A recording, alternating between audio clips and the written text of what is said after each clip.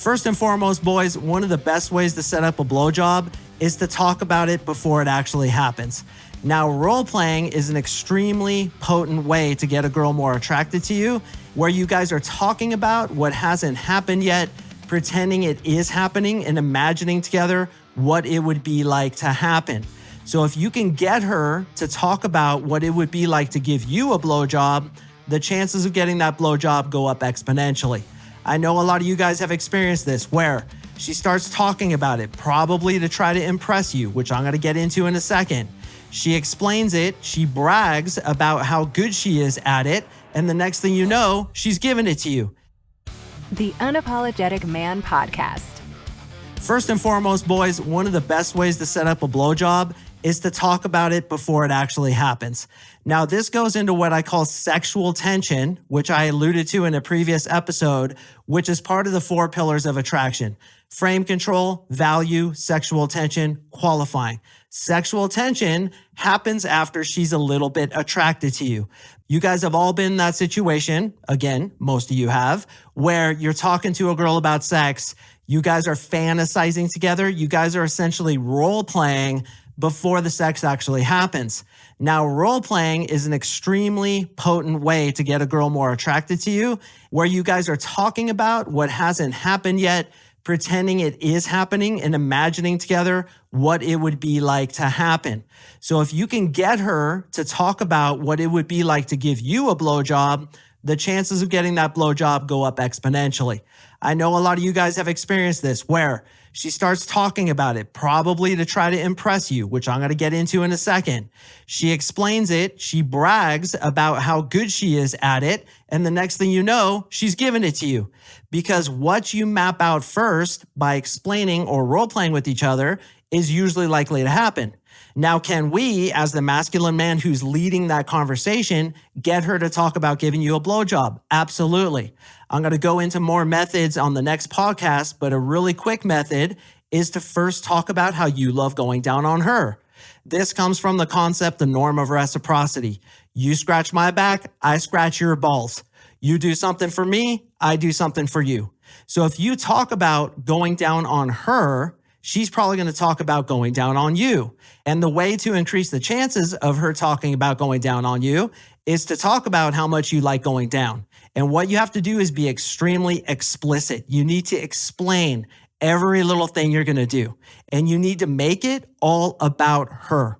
Now, obviously, boys, you need the right amount of attraction. Again, I'm going to talk about this in the next episode, but let's just assume the girl's really attracted to you. You guys are talking about sexual stuff.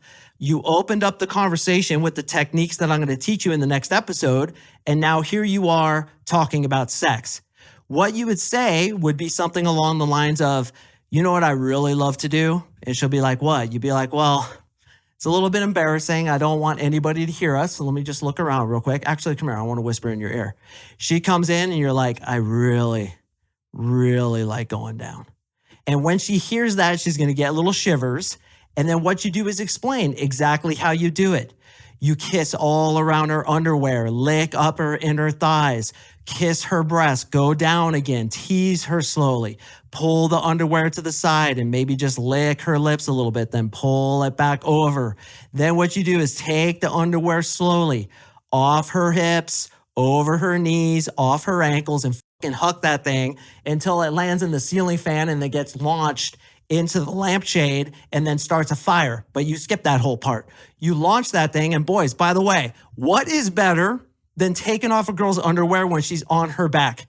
All she has on is her panties, and you're about to have sex with her. You have a boner the size of the Statue of Liberty, and you take that underwear and you lift it under her butt, then over her knees, then off her ankles, and whoop, throw it on the floor.